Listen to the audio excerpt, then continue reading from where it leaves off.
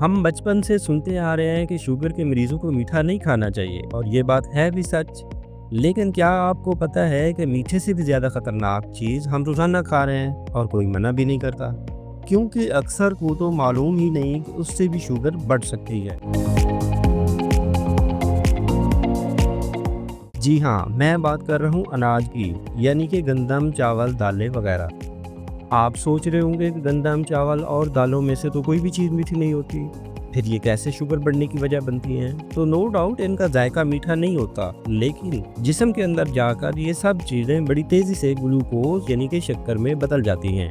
वही शक्कर जो शुगर के मरीजों के लिए नुकसानदेह है।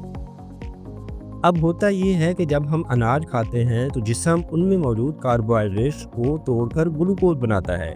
फिर वही ग्लूकोज खून में शामिल हो जाता है। अब चूंकि ग्लूकोज को खुलियों तक पहुंचाने का काम इंसुलिन करती है, तो जितना ज़्यादा ग्लूकोज उतनी ज़्यादा इंसुलिन की ज़रूरत। लेकिन खुलिये भी एक हद तक उस ग्लूकोज को जज़ब कर सकते हैं। जब वो हद ख़त्म हो जाती है तो बाकी का ग्लूकोज खून में ही रह जाता है और यही जमा शुदा ग्लूकोज आगे चलकर शुगर की बीमारी की शक्ल इख्तियार कर लेता है।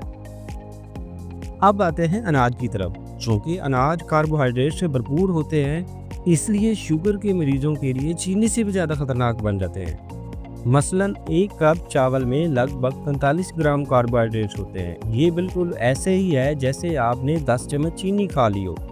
और एक गंदम की रोटी, वो भी तकरीबन 5 चम्मच चीनी के बराबर हो सकती है ना हैरान करने वाली बात? तो अगर कोई शुगर का मरीज सिर्फ मीठा छोड़कर गंदम की रोटियां, चावल और पराठे वगैरह वैसे ही खाता रहे और ये समझ ले कि उसकी शुगर कंट्रोल हो जाएगी, तो ये खुद को धोखा देने वाली बात है।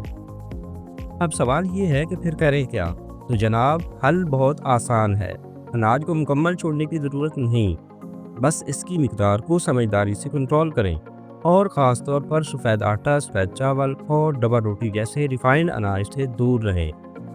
इसके बदले में कुदरती अनाज, दलिया, चक्की का आटा और ज़्यादा फाइबर वाली ग़िज़ाओं को अपनी प्लेट में जगह दें, क्योंकि फाइबर शुगर को तेज़ी से बढ़ने से रोकता है और यही चीज़ शुगर को काबू में रखने में मदद देती है।